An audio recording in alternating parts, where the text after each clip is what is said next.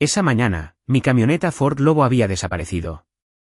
También cada peso que había pasado 43 años ahorrando.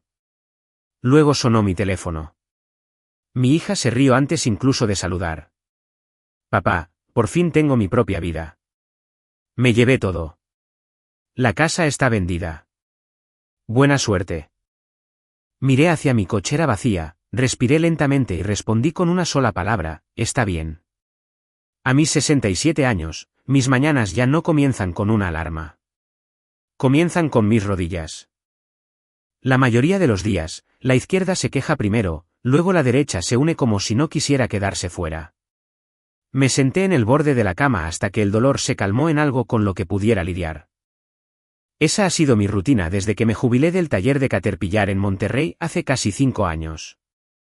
Caminé arrastrando los pies hacia la cocina, llené la vieja cafetera de goteo y alcancé la taza de cerámica azul que mi esposa Carmen me compró durante un viaje de fin de semana a San Miguel de Allende allá por 1993. El asa tenía una pequeña grieta. Al igual que la mayoría de las cosas que vale la pena conservar. Mientras se preparaba el café, salí al porche trasero con una lata llena de semillas para pájaros. Los cardenales siempre se reunían cerca del fresno justo después del amanecer. A Carmen le encantaba observarlos. Buenos días, cariño, dije en voz baja hacia la silla vacía junto a la mía. Todavía lo hacía. Los viejos hábitos no desaparecen solo porque las personas lo hagan. A las 6:30, el café estaba listo. Tomé un sorbo lento, agarré mis llaves y me dirigí hacia la cochera. Planeaba conducir hasta la proveedora agrícola Gómez y recoger fertilizante antes de que el calor se instalara sobre Monterrey. Presioné el control remoto de la cochera. La puerta subió haciendo ruido. El aire fresco de la mañana entró rodando. Fruncí el ceño. El espacio donde siempre estaba estacionada mi camioneta estaba vacío. Por un segundo, mi cerebro se negó a asimilarlo. De hecho, miré hacia la izquierda y luego hacia la derecha, como si de alguna manera una camioneta grande se hubiera escondido detrás de las herramientas de jardinería. Nada. Solo la oscura mancha de aceite en el concreto donde la camioneta había descansado durante casi 12 años. Mi taza de café se resbaló un poco en mi mano. Qué extraño, pensé. Caminé más hacia adentro. Las llaves de repuesto colgadas junto al banco de trabajo habían desaparecido. También el control remoto de la cochera. De repente recordé algo. El archivero. Me apresuré a entrar a la casa más rápido de lo que mis rodillas hubieran querido. El cajón de abajo estaba abierto. Cada carpeta que importaba había desaparecido. El título de propiedad de la camioneta, los papeles del seguro, los registros de impuestos, incluso mi pasaporte. La vieja computadora portátil que guardaba en la mesa del comedor también se había esfumado. Una sensación fría se instaló en mi estómago. No era pánico, aún no. Algo más pesado. Mi teléfono vibró. Valeria. Respondí de inmediato: ¿todo bien? Ella se rió. Realmente se rió. ¿Ya te diste cuenta? Mi garganta se apretó. ¿Darme cuenta de qué? De la cochera vacía. Silencio. Luego ella suspiró dramáticamente. Papá, no hagas esto más difícil de lo que tiene que ser. ¿De qué estás hablando? Tengo una vida nueva ahora. Me apoyé contra la barra de la cocina. ¿Qué significa eso? Significa que he terminado. Su voz sonaba más ligera de lo que había escuchado en años. No más cuidar a un anciano. No más poner mi vida en pausa. Tú no me estabas cuidando. Oh, por favor. Ella se rió de nuevo. Yo me encargaba de tus cuentas, de tus citas médicas, de tus trámites bancarios. Prácticamente manejaba toda tu vida. Tú te ofreciste. Porque alguien tenía que hacerlo. Cerré los ojos. Afuera, podía escuchar una cortadora de césped encendiéndose en algún lugar de la calle. Todo lo demás en el vecindario continuaba como cualquier jueves normal por la mañana. Mi mundo se había detenido silenciosamente. ¿Qué hiciste, Valeria? Vendí la casa. No respondí. Transferí el dinero. Aún nada. Me llevé la camioneta. Las palabras aterrizaron una por una, cada una más pesada que la anterior. ¿Que tú qué? ¿Me escuchaste? Esa casa no es tuya. Prácticamente lo es. No, debió haberlo sido hace años. Me froté la frente. ¿Dónde estás? Escuché un bufido. Lo suficientemente lejos. ¿Estás con Roberto? Ella no respondió de inmediato. Esa fue respuesta suficiente. Finalmente, dijo, nos vamos de nuevo, León. ¿Hacia dónde? No importa. ¿De verdad crees que esto termina bien? Creo que me merezco algo después de desperdiciar 10 años cuidando de ti. Casi la corrijo. Casi le recuerdo quién pagó cada recibo de luz después de cada divorcio. ¿Quién cubrió las tarjetas de crédito? ¿Quién pagó al abogado después de que terminó su segundo matrimonio? ¿Quién le permitió regresar a vivir a casa en 3 ocasiones diferentes? En lugar de eso, pregunté en voz baja, ¿alguna vez te sentiste agradecida? Ella se burló. Siempre te haces la víctima. Te hice una pregunta. No tengo tiempo para esto. La voz de un hombre sonó débilmente en el fondo. Roberto. Dijo algo que no pude distinguir. Valeria se rió. Luego habló por teléfono una última vez. Ya se te ocurrirá algo. Clic, la línea se cortó. Me quedé exactamente donde estaba. El café enfriándose a mi lado, las manos descansando en la barra. No sé cuánto tiempo estuve ahí de pie. Tal vez 10 minutos. Tal vez 30. Eventualmente, llevé mi taza al porche y me senté en la vieja silla de Carmen en lugar de la mía. Los pájaros ya habían terminado de comer. El patio se sentía extrañamente silencioso. Pensé en Valeria a sus 5 años, persiguiendo luciérnagas hasta tropezarse con sus propios pies. Pensé en la noche en que su primer marido admitió que la había estado engañando. Ella apareció en mi puerta pasada la medianoche, todavía usando su anillo de bodas. Papi, había susurrado entre lágrimas. Abrí la puerta sin hacer una sola pregunta. El segundo divorcio llegó 4 años después. Diferente hombre, diferente excusa, el mismo porche, el mismo abrazo. El tercer matrimonio duró menos de 2 años. Roberto aún no había entrado en escena. Ella se paró en este mismo patio con 2 maletas. No sé a dónde más ir. Ya sabes dónde está tu habitación. Nunca dudé. Tal vez ese fue mi error. Tal vez pasé tanto tiempo ayudándola a sobrevivir que nunca le enseñé a valerse por sí misma. A las 8 en punto, finalmente metí la mano en mi bolsillo y saqué mi teléfono. Solo había 2 personas en las que confiaba lo suficiente como para llamar. Una de ellas había sido enterrada hacía 11 años, así que llamé a la otra. Francisco respondió al segundo tono. Normalmente no llamas tan temprano. Mi camioneta desapareció. Silencio. Mis cuentas están vacías. Otra pausa. Luego dije las palabras que todavía no podía creer del todo. Valeria dice que vendió mi casa. Francisco no interrumpió. Solo escuchó. Cuando terminé, hizo una sola pregunta con calma, ¿todavía tienes todo? Miré hacia la puerta del sótano. Creo que sí. Ve a revisar. Bajé las escaleras. La vieja caja fuerte para armas estaba detrás de un estante lleno de latas de pintura. Mis dedos dudaron en el disco de la combinación. No la había abierto en años. La pesada puerta de acero rechinó al abrirse. Adentro había un sobre amarillo grueso. En la parte del frente, con la letra de Carmen, había 6 palabras, si Valeria alguna vez lo intenta de nuevo. Lo recogí con cuidado. Mi pecho se oprimió. Lo encontré, susurré por teléfono. Francisco dejó escapar un largo suspiro. Tenía la esperanza de que nunca necesitáramos ese sobre. Yo también. Por primera vez desde que la puerta de la cochera se abrió esa mañana, me di cuenta de que no estaba completamente indefenso. Tal vez Carmen había visto algo en nuestra hija mucho antes de que yo estuviera dispuesto a admitirlo. Tal vez ella también había sabido que algún día el amor no sería suficiente. Francisco estaba en mi casa en menos de 20 minutos.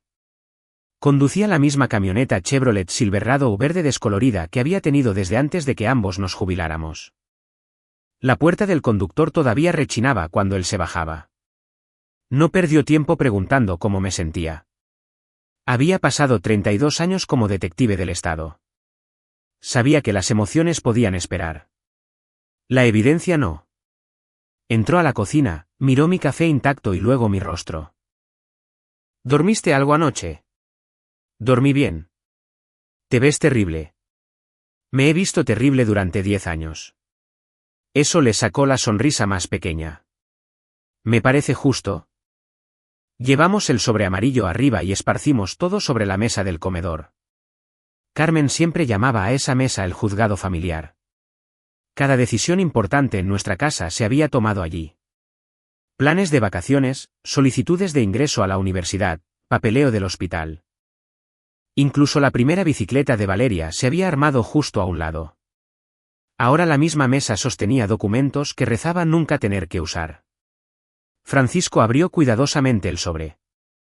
Adentro había copias certificadas de los registros de propiedad, autorizaciones bancarias, una carpeta gruesa de una abogada especializada en sucesiones, varias cartas notariadas y una pequeña memoria USB pegada con cinta adhesiva en el interior de la cubierta. Él asintió. Lo guardaste exactamente como hablamos. Casi lo tiro a la basura el año pasado. Me alegra que no lo hicieras. Me dejé caer en una silla. ¿De verdad creíste que ella haría algo así? Francisco no respondió de inmediato. En lugar de eso, tomó una fotografía que estaba metida entre los papeles. Mostraba a Valeria de unos 12 años, sonriendo junto a Carmen después de ganar su feria de ciencias en la secundaria. La miró por un momento antes de volver a dejarla en la mesa. No, dijo en voz baja. Tenía la esperanza de estar equivocado. Me quedé mirando la fotografía. Yo también. 7 años antes, la vida se veía muy diferente. Carmen ya llevaba 4 años fallecida. Valeria acababa de terminar su tercer matrimonio. Llegó cargando 2 maletas y una caja de cartón llena de fotos familiares enmarcadas. Se veía exhausta. No tengo a dónde más ir, lloró. Siempre tienes a dónde ir. La abracé. 3 días después, comenzó a ayudar en la casa. Organizó mis medicamentos, cuadró mi chequera, creó cuentas en línea para los servicios públicos porque yo todavía prefería pagar con cheques impresos. No deberías tener que lidiar con todas estas cosas del Internet, me decía. Yo lo agradecía. A decir verdad, nunca me sentí cómodo con la banca en línea. Para mí, el dinero pertenecía al papel, recibos, estados de cuenta, cheques cancelados. Valeria decía que yo vivía en 1995. Tal vez era cierto. Luego llegó la llamada telefónica. Una oficial de crédito de una cooperativa local preguntó por qué no había hecho el primer pago de un préstamo personal por 490.000 pesos. Pensé que era una estafa. Nunca solicité un préstamo. La mujer se quedó callada. Señor Garza, tenemos su solicitud firmada. Conduje hasta allí de inmediato. Cuando ella puso el papeleo frente a mí, se me revolvió el estómago. La firma se veía casi perfecta. Casi. Yo conocía mi propia letra. Esa no era mía. El vídeo de vigilancia mostraba a Valeria entregando los papeles. Ella lo admitió todo antes incluso de que yo terminara de hacer preguntas. Iba a devolverlo. ¿Con qué? Solo necesitaba un poco de tiempo. Falsificaste mi firma. Estaba desesperada. Lloró tan fuerte que apenas podía respirar. Pensé que no volverías a ayudarme. Esa frase dolió más que la falsificación porque estaba equivocada. Yo la habría ayudado. Siempre lo había hecho. Francisco quería que yo presentara cargos. Si dejas pasar esto, me había advertido, ella pensará que se salió con la suya. No puedo enviar a mi propia hija a la cárcel. Tú no la estarías enviando, Enrique. No puedo. Al final, pagué el préstamo. Valeria prometió que nunca volvería a suceder. Francisco no discutió más. En lugar de eso, me llevó a la oficina de una abogada 2 semanas después. El nombre de la abogada era Margarita Espinosa. Cabello gris, ojos agudos. Escuchaba más de lo que hablaba. Después de revisar todo, cruzó las manos. Señor Garza, no estoy aquí para decirle que su hija es una mala persona. Se lo agradezco. Pero voy a decirle algo que probablemente no quiera escuchar. Asentí. Su mayor riesgo financiero no es un extraño. Ella me miró directamente. Es alguien que ya tiene su confianza. Esa frase se quedó grabada en mí. Explicó algo llamado fideicomiso en vida irrevocable. Al principio, odié la idea. Suena como si estuviera escondiendo mi propia propiedad. No, dijo con amabilidad. La está protegiendo. ¿Para quién? Para usted mismo. Y después de que yo no esté. Ella sonrió. Esa será su decisión. Durante el mes siguiente, transferimos la casa al fideicomiso, no porque quisiera dejar a Valeria fuera. Todo lo contrario. Quería asegurarme de que nadie, incluyendo a Valeria, pudiera perderla accidental o intencionalmente antes de que yo me fuera. Margarita recomendó a un fiduciario independiente, ni un familiar, ni un amigo, sino un profesional con licencia cuyo único trabajo fuera seguir los documentos del fideicomiso. También me convenció de guardar copias certificadas en varios lugares. Su oficina, el registro público de la propiedad, mi caja fuerte a prueba de fuego, un respaldo digital, y un sobresellado con Francisco. Si alguien alguna vez cuestiona la propiedad, dijo, no debería haber un solo punto de falla. En ese momento, todo se sentía excesivo. Casi me reí. ¿Quién se tomaría tantas molestias? Margarita me miró con amabilidad. Las personas que nunca imaginaron que lo necesitarían. Francisco deslizó la carpeta hacia mí. ¿Recuerdas qué más recomendó? Asentí. Contraseñas separadas y autenticación de 2 pasos. Y yo ignoré eso. Él suspiró. Lo sé. Supuse que Valeria se encargaba de todo eso. Francisco se frotó la frente. Esa es exactamente la razón por la que estamos aquí.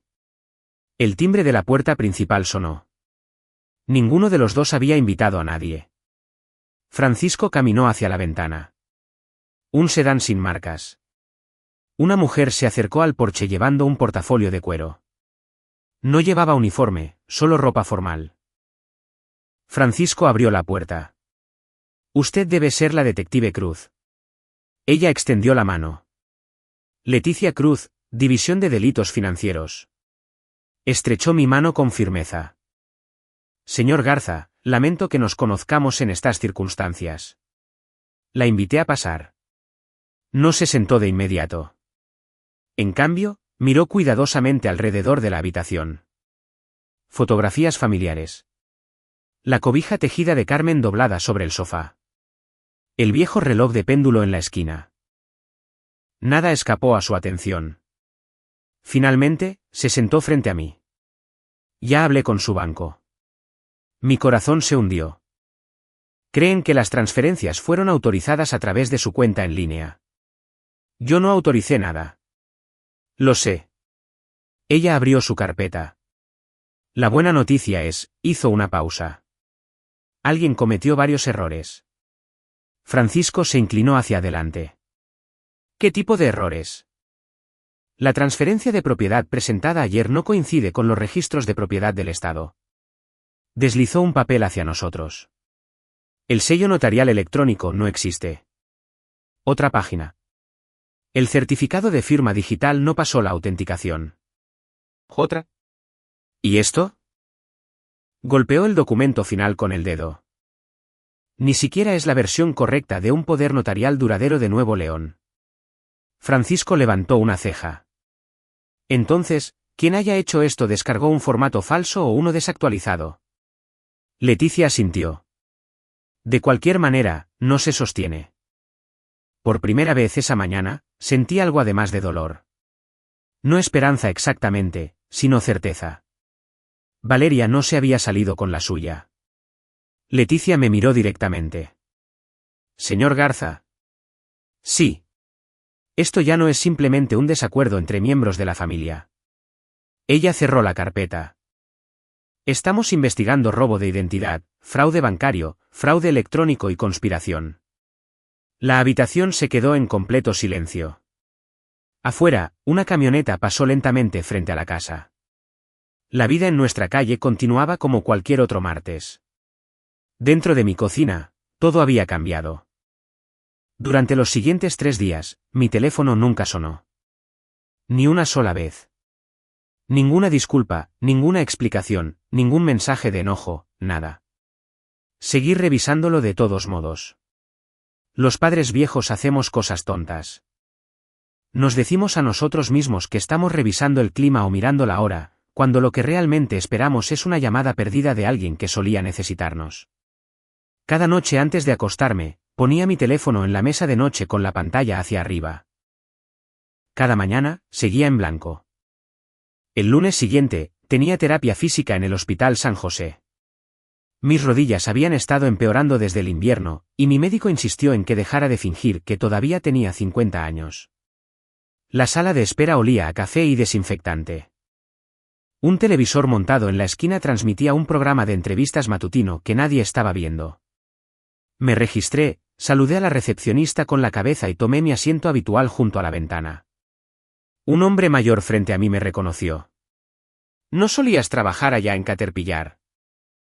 Sonreí con cortesía. 43 años. Eso creí. Él sonrió de oreja a oreja.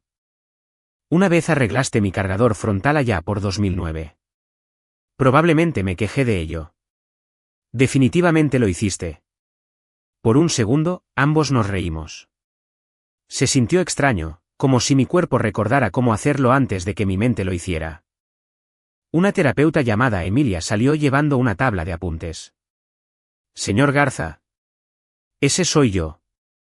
Me condujo a la sala de ejercicios. La misma rutina de siempre.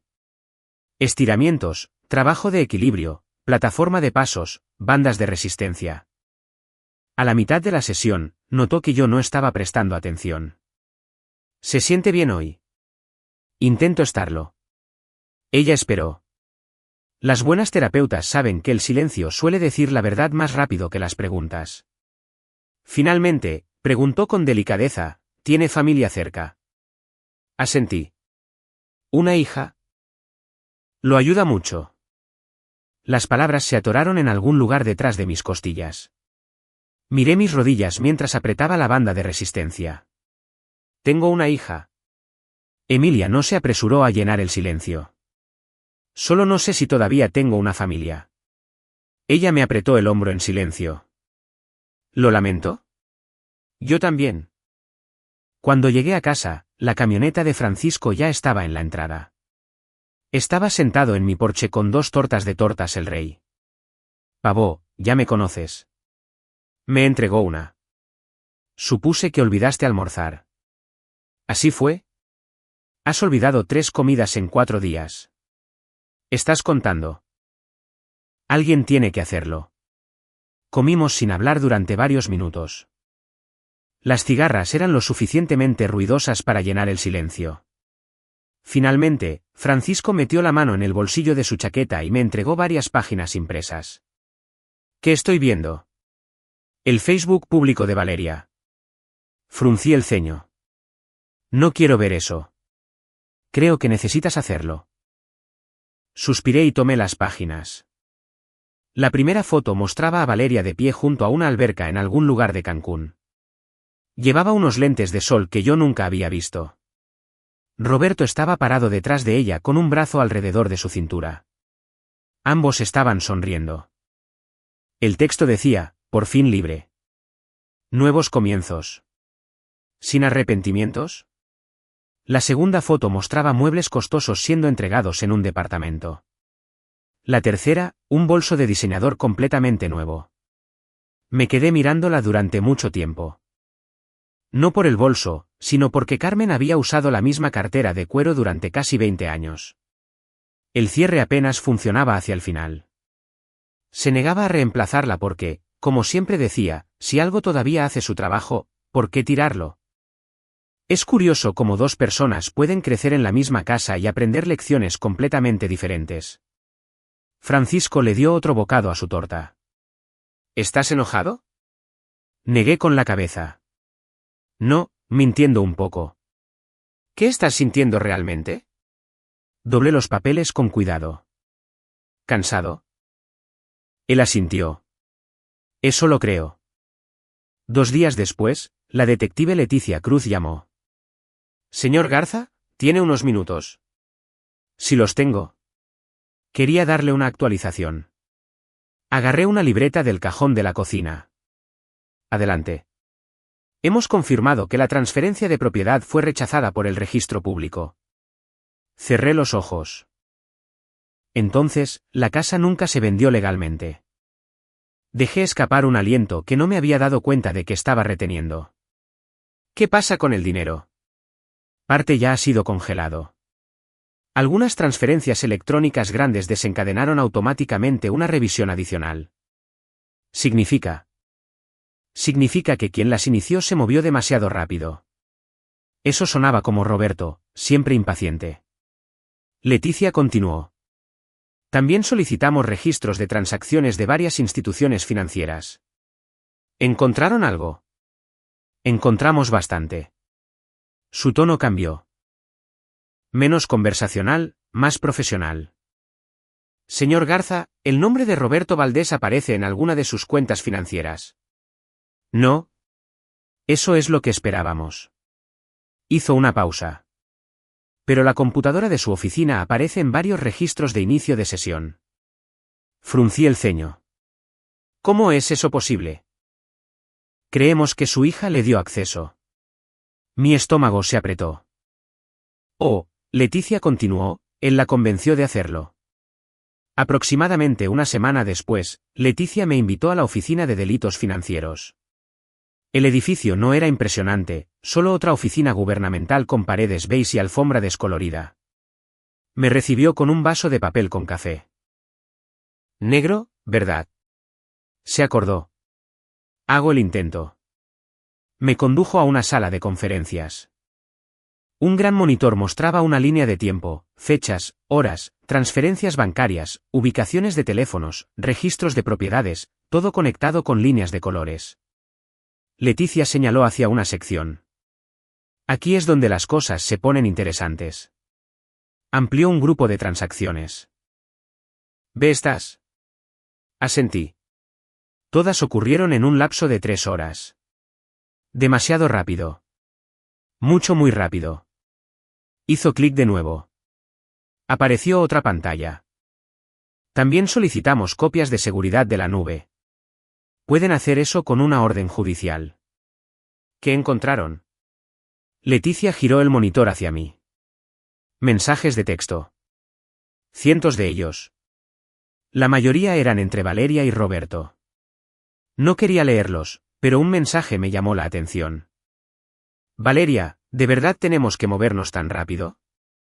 Roberto respondió en menos de 1 minuto, el viejo se dará cuenta si esperamos. Otro mensaje. Valeria, ¿estás seguro de que esto es legal? Roberto, deja de hacer preguntas. Me quedé mirando la pantalla. Mi hija no era inocente. Ni por asomo. Ella había elegido esto, pero algo había cambiado. Ella no estaba liderando. Estaba siguiendo. Leticia cruzó las manos. Hay más. Abrió otro archivo.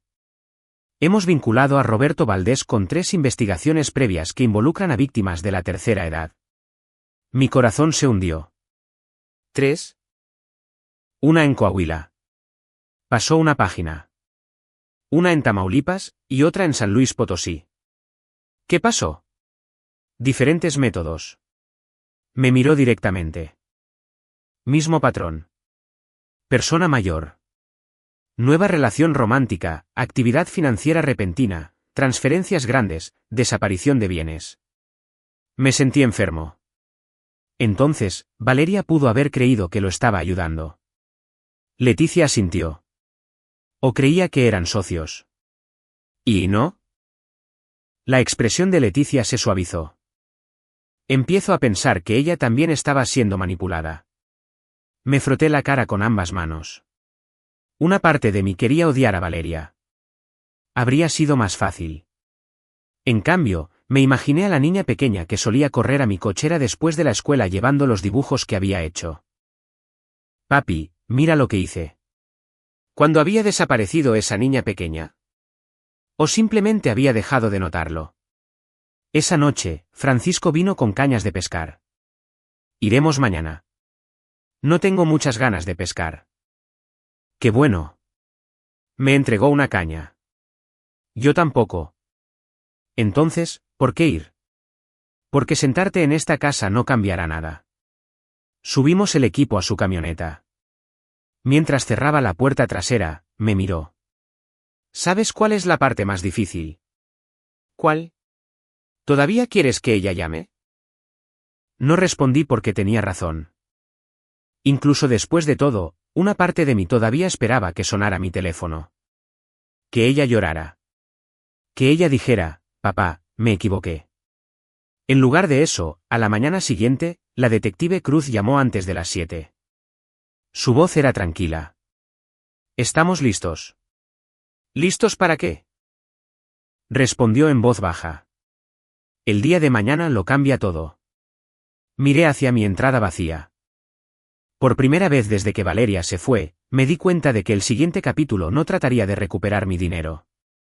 Trataría de dejar que la verdad alcanzara a las personas que habían huido de ella.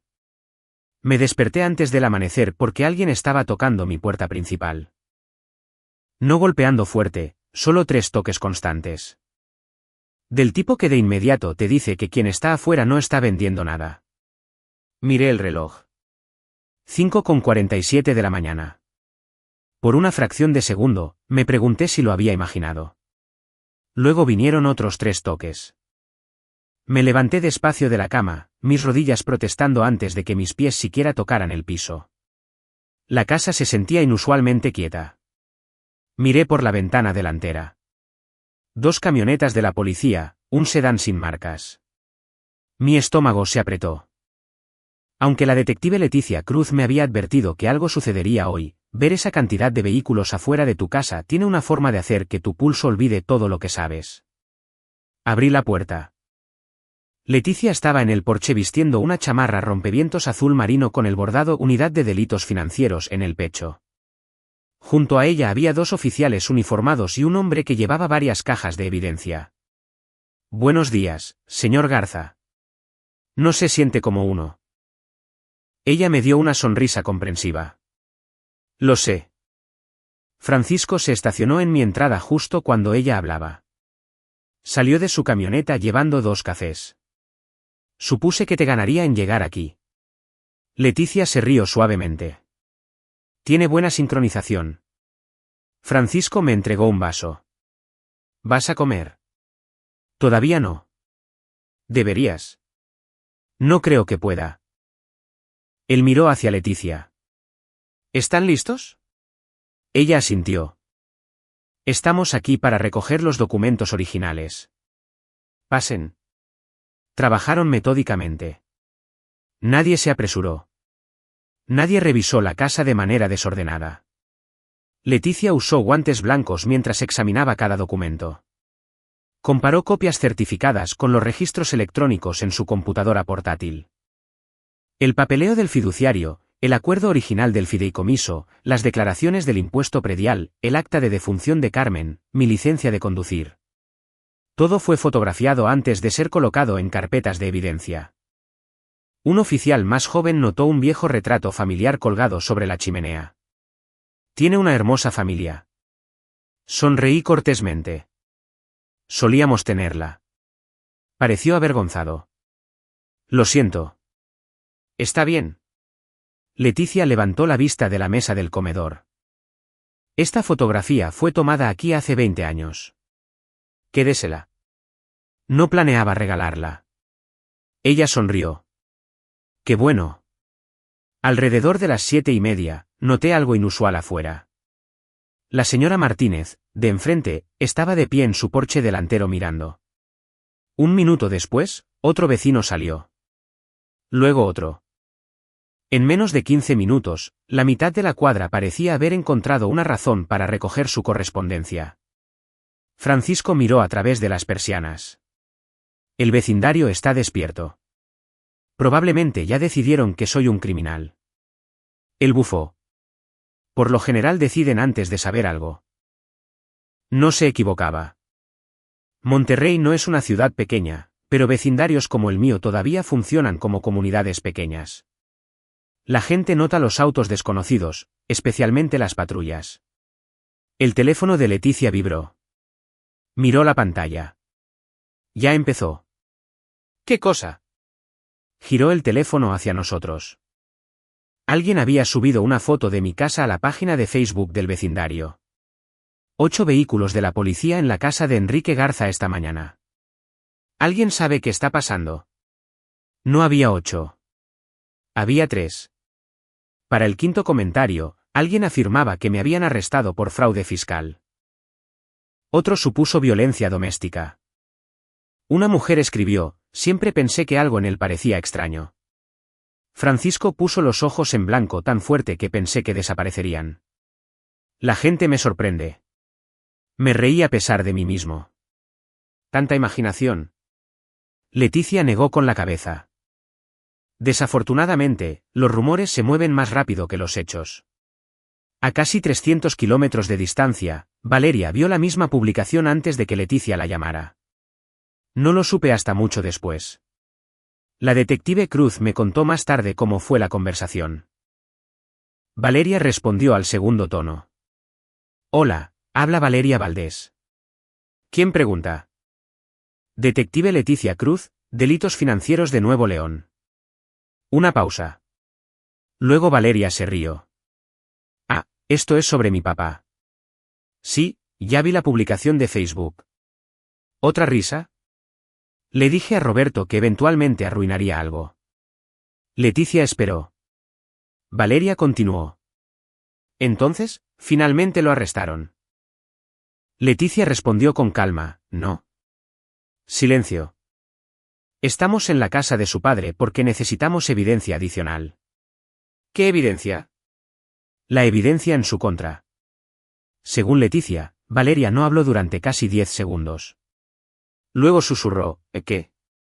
De vuelta en Nuevo León, el teléfono de Leticia volvió a sonar. Respondió de inmediato. Cruz. Su expresión cambió. Francisco también lo notó. ¿Qué pasó? Ella cubrió el micrófono. ¿La Policía Estatal de San Luis Potosí? Mi corazón dio un vuelco. ¿Encontraron la camioneta? Ella asintió lentamente. No podía respirar. Leticia escuchó durante otro minuto, luego terminó la conversación con quien llamaba. Localizaron su Ford Lobo en las afueras de Saltillo. Cerré los ojos. ¿Está dañada? No parece estarlo. ¿Qué hay de Roberto? Lo arrestaron mientras intentaba transferir la propiedad. Francisco dejó escapar un silbido bajo. Eso fue rápido. Leticia asintió. Cometió varios errores. ¿Cómo cuáles? Usó identificación fraudulenta. Abrió su libreta. El título de propiedad no coincidía con los registros estatales. ¿Algo más? Me miró directamente. Encontraron documentos adicionales dentro de la camioneta. ¿De qué tipo? Múltiples identificaciones falsas. Francisco frunció el ceño. ¿Solo de Enrique? Leticia negó lentamente con la cabeza. No. La habitación se quedó muy callada. Había documentos de identificación que pertenecían al menos a otros 4 individuos de la tercera edad. Me le quedé mirando. 4. Posiblemente más. Dobló su libreta. Ahora nos estamos coordinando con investigadores de San Luis Potosí, Tamaulipas y Coahuila. Francisco murmuró en voz baja. Sabía que no era un principiante. Alrededor de la hora del almuerzo, Leticia recibió otra actualización. Valeria había aceptado reunirse con los investigadores de forma voluntaria. Todavía creía que podía explicarlo todo. En lugar de eso, le mostraron un documento tras otro, firmas electrónicas, historiales de inicio de sesión, registros de propiedad, transferencias bancarias, datos de GPS, registros telefónicos. Para el final de la entrevista, ella había dejado de hablar. Leticia me dijo más tarde que Valeria solo hizo una pregunta: ¿puedo llamar a mi papá? Leticia había respondido con honestidad. Se lo preguntaré. Me miró al otro lado de la mesa del comedor. Se lo estoy preguntando ahora. Miré hacia la mecedora favorita de Carmen. Había estado vacía durante 11 años. A veces todavía me sorprendía esperando verla tejiendo allí. ¿Qué habría querido ella que yo hiciera? Perdonar, probablemente. Protegerme, definitivamente. Froté el anillo de bodas que aún usaba. No puedo. Leticia asintió. Lo entiendo. Dígale. Me detuve. ¿Qué cosa? Tragué saliva. Dígale que necesito tiempo. Leticia lo anotó exactamente como lo dije. Nada más, nada menos. Ya entrada la tarde, los vehículos de la policía se habían ido. También la mayoría de los vecinos. Solo la señora Martínez permanecía afuera regando flores que claramente no necesitaban agua. Francisco lo notó. ¿Quieres que vaya a explicarle las cosas? Me reí. No. ¿Por qué no? Lo sabrá muy pronto. Él sonrió. Buen punto. Antes de irse, Leticia me entregó su tarjeta de presentación. Probablemente lo necesitaremos en el juzgado eventualmente. Allí estaré. Ella dudó. Señor Garza. Sí. He investigado casos de explotación financiera durante casi 12 años. Y se sorprendería de cuántos padres aún intentan proteger al hijo que les robó. Miré hacia la entrada vacía donde siempre había estado mi camioneta. Casi lo hago. Pero no lo hizo. No. Ella sonrió suavemente. Eso puede haber salvado más que su jubilación después de que todos se fueron. La casa se sentía extrañamente pacífica. No porque algo se hubiera arreglado. Nada lo estaba. Mi camioneta seguía desaparecida. Mi hija aún enfrentaba cargos penales. Mi familia todavía estaba rota, pero por primera vez en semanas, no estaba cargando con todo el peso yo solo. Mientras el sol comenzaba a ponerse, mi teléfono vibró. Un nuevo mensaje de voz, número desconocido. Presioné reproducir. Durante varios segundos, todo lo que escuché fue una respiración. Luego la voz de Valeria, apenas por encima de un susurro: papá, comenzó a llorar. Lo siento mucho. El mensaje terminó antes de que ella dijera otra palabra. Me senté en el porche hasta que oscureció, escuchando ese mensaje de voz 3 veces. No porque creyera que todo iba a estar bien de repente, sino porque después de semanas de negación, esa fue la primera vez que mi hija finalmente sonaba asustada por la verdad. El Palacio de Justicia de Monterrey se veía exactamente como lo recordaba. Sólidas paredes de piedra, columnas altas, banderas moviéndose perezosamente en el calor de julio. Había estado allí antes. Trámites civiles, impuestos prediales, ayudando a Carmen a cambiar las escrituras de nuestra primera casa después de que finalmente terminamos de pagar la hipoteca. Nunca imaginé que caminaría por esas mismas puertas por culpa de mi propia hija. Francisco se estacionó junto a los escalones del juzgado y apagó el motor. ¿Estás listo? No. Él asintió. Yo tampoco. Nos quedamos allí sentados por otro minuto. Ninguno de los dos alcanzó la manija de la puerta. Finalmente, él sonrió. Si nos quedamos aquí sentados, la agenda del juez no va a cambiar. Tenía la esperanza de que sí. Siempre has sido optimista.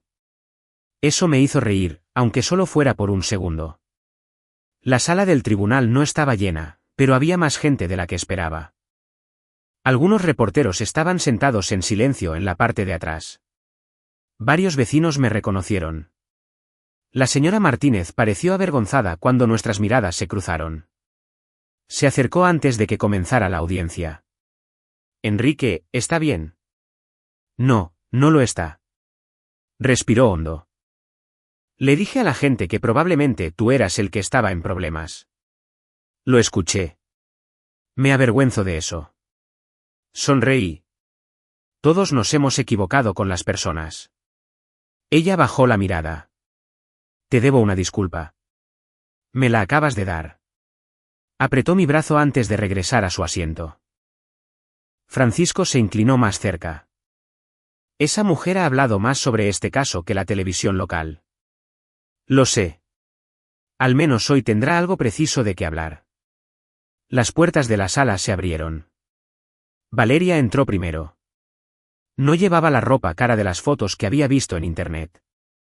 Sin lentes de sol de diseñador, sin joyas, solo una blusa azul marino sencilla y pantalones grises. Sus hombros estaban caídos. Se veía más pequeña, más vieja. Por primera vez desde que comenzó esta pesadilla, se veía como alguien que no había dormido. Me vio de inmediato. Nuestras miradas se cruzaron. Por solo un segundo, vi a la niña que solía saludar desde la ventana del autobús escolar cada tarde. Luego el oficial del tribunal la dirigió hacia la mesa de la defensa. Roberto entró unos momentos después.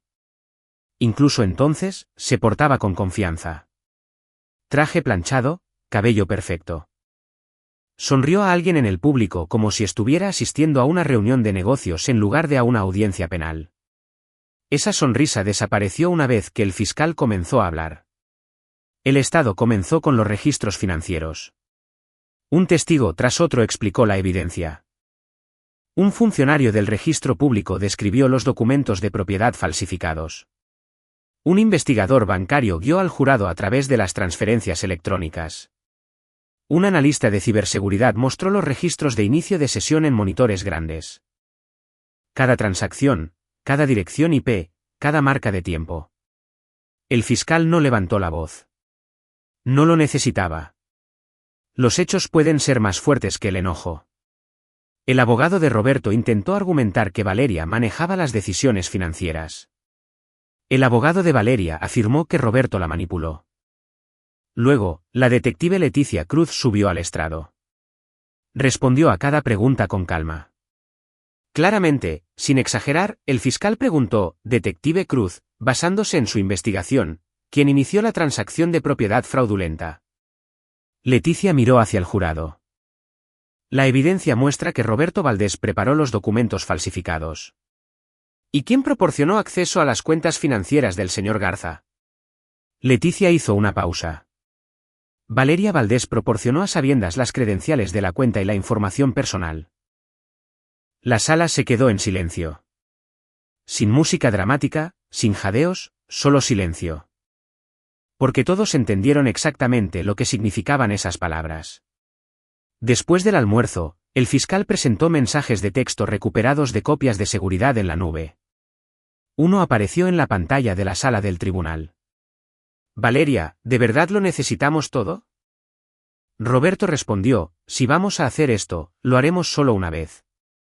Otro mensaje. «Valeria, papá va a estar devastado». Roberto respondió, «Lo superará». Me miré las manos.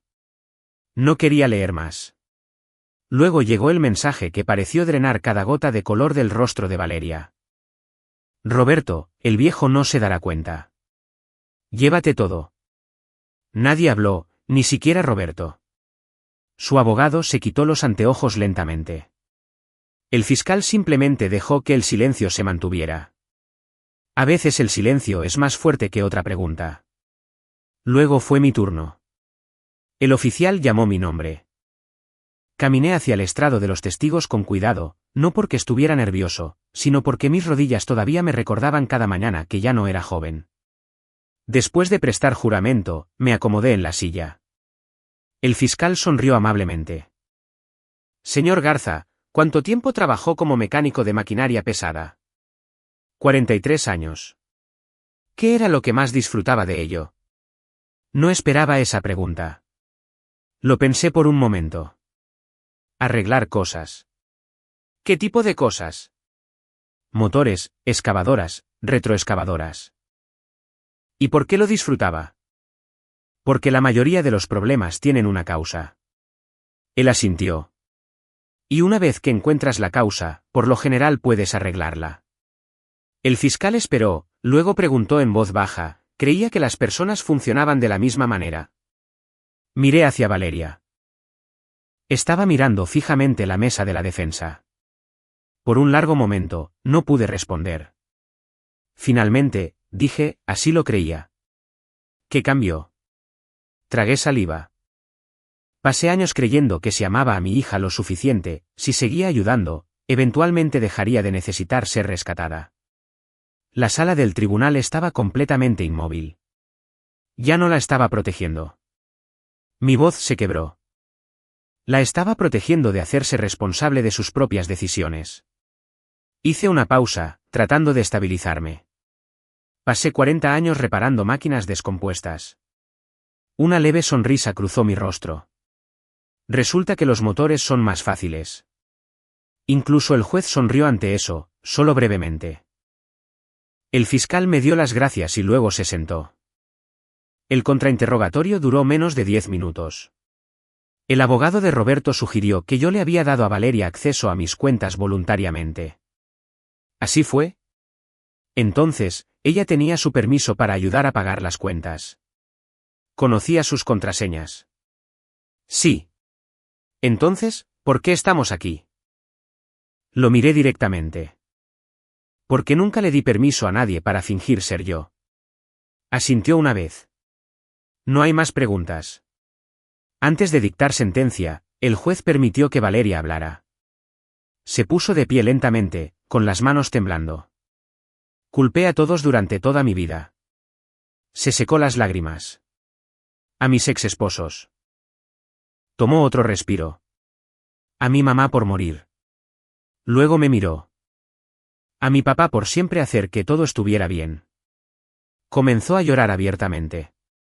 Me convencí de que merecía lo que él tenía. El juez permaneció en silencio. Valeria se volvió hacia mí. Papá. Su voz apenas se escuchaba en la sala del tribunal. No espero perdón. No respondí. Asintió como si hubiera esperado eso. Luego, casi como una niña asustada, hizo la única pregunta que yo temía: ¿alguna vez dejaste de amarme? La habitación desapareció. Por un segundo, éramos solo nosotros dos. Recordé enseñándole a andar en bicicleta, sosteniendo su mano en el funeral de Carmen, esperando afuera de las salas de emergencias después de cada matrimonio fallido. Todos los recuerdos llegaron a la vez. Finalmente, hablé. No. Mi voz era firme. Nunca dejé de hacerlo. Ella cerró los ojos. Por eso hoy duele. Las lágrimas rodaron por su rostro. Las mías también. El juez sentenció a Roberto I. Debido a sus condenas previas y su papel en la organización del fraude, recibió una larga sentencia de prisión, pago de restitución y multas adicionales relacionadas con delitos financieros en varios estados. Luego vino Valeria. El juez reconoció su cooperación después del arresto de Roberto y el hecho de que no tenía condenas previas por delitos graves. Aún así, los delitos eran graves. Recibió una sentencia de prisión seguida de libertad supervisada y se le ordenó pagar la restitución de los fondos. La justicia no fue ruidosa. No fue satisfactoria en la forma en que las películas fingen que es. Nadie aplaudió. Nadie celebró. Un padre salió de una sala del tribunal sin su hija. Una hija se alejó esposada sabiendo que ella misma se había puesto ahí. Mientras los oficiales conducían a Valeria hacia la puerta lateral, ella volteó una última vez. No dijo nada. Yo tampoco. Algunas conversaciones ya están terminadas antes de que cualquiera de las dos personas se dé cuenta. Afuera, Francisco me entregó las llaves de mi camioneta. Mi camioneta, sonrió él. Recuperada ayer. Me quedé mirando la vieja Ford Lobo azul estacionada al otro lado de la calle. La luz del sol se reflejaba en el cofre. Por primera vez en meses, me di cuenta de que no me iba con las manos vacías. Me iba con la verdad. Y a veces esa es la única cosa que vale la pena cargar. Ha pasado casi un año desde ese día en el juzgado. La gente pregunta si la vida alguna vez vuelve a la normalidad después de algo así. La respuesta honesta es no. Se vuelve diferente. Diferente no siempre es peor. A veces es simplemente más tranquilo. Todavía me despierto antes del amanecer. Mis rodillas todavía se quejan antes de que el resto de mí esté completamente despierto. Todavía preparo café a las 6:15 todas las mañanas. La taza azul que Carmen me compró hace todos esos años sigue sentada en el mismo gabinete. La grieta en el asa no se ha hecho más grande. Tampoco la de mi corazón. Simplemente he aprendido a cargar con ambas. Después del desayuno, por lo general camino hacia la entrada. La vieja camioneta plateada nunca regresó exactamente de la forma en que se fue.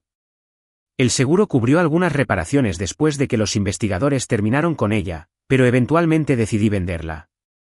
Demasiados recuerdos, demasiadas huellas de un capítulo que quería cerrar. En su lugar, compré otra Ford Lobo usada. Azul esta vez, el color favorito de Carmen. No elegante, no nueva, solo confiable. A mi edad, lo confiable importa mucho más que lo impresionante.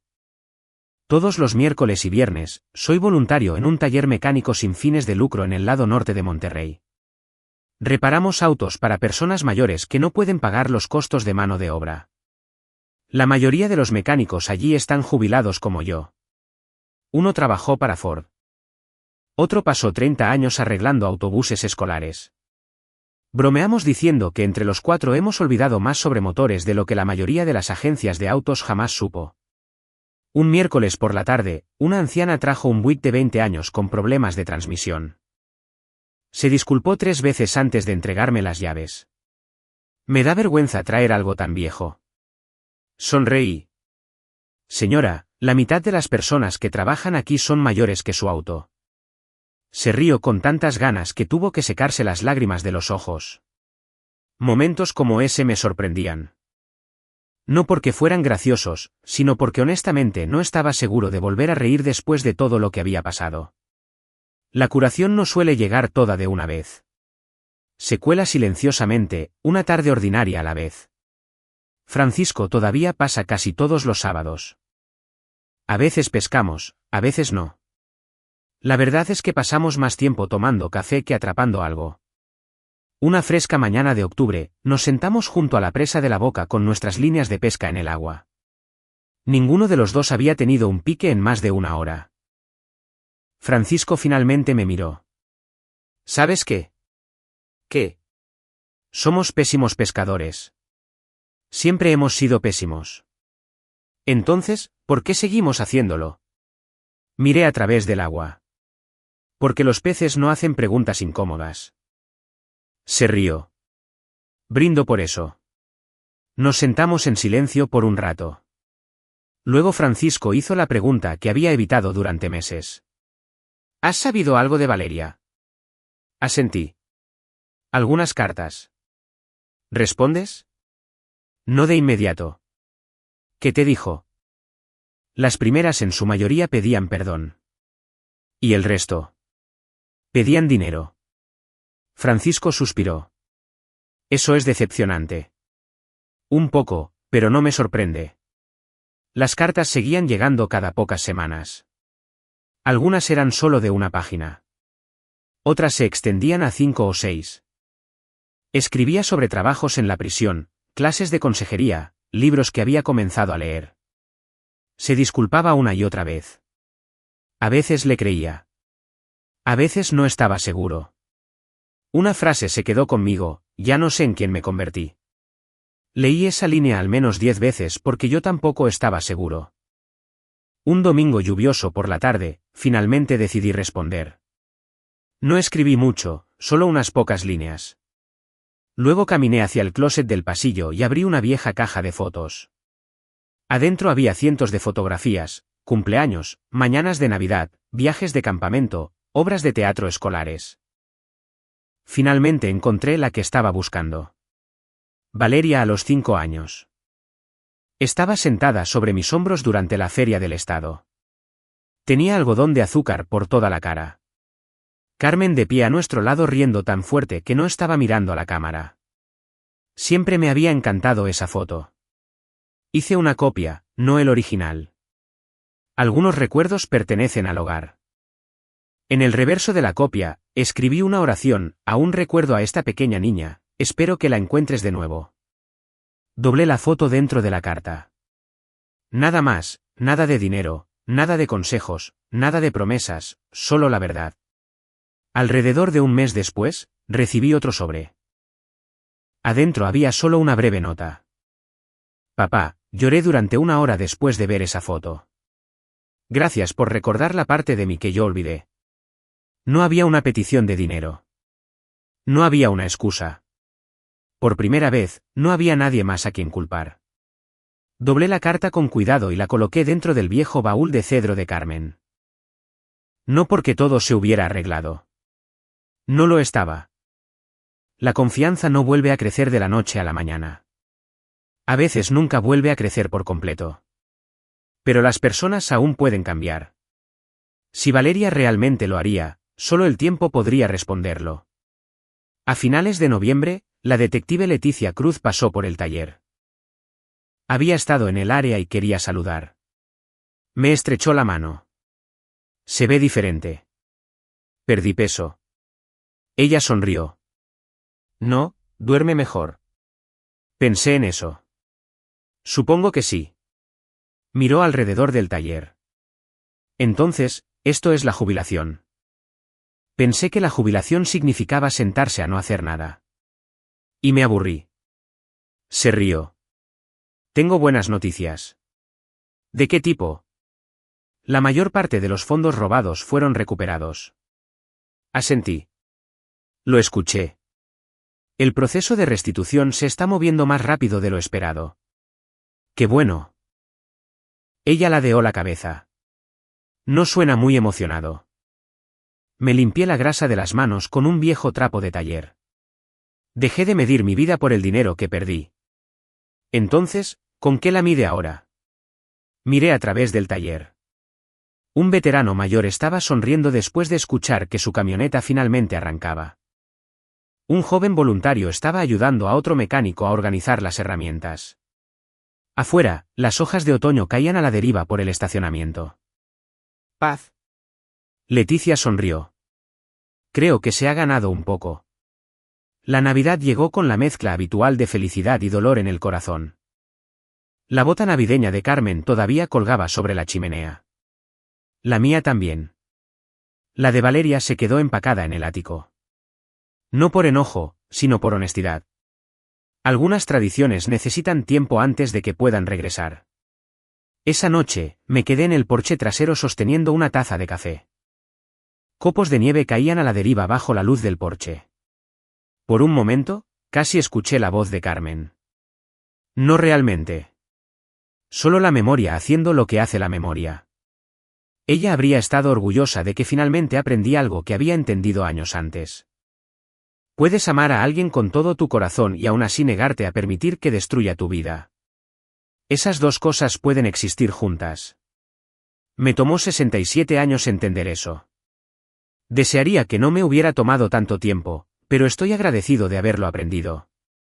Si hay una cosa que esta experiencia me enseñó, es que establecer un límite no es lo opuesto al amor. A veces es la forma más fuerte de amor que nos queda. Si alguna vez has tenido que tomar una decisión dolorosa para proteger tu propia paz, espero que sepas que no estás solo.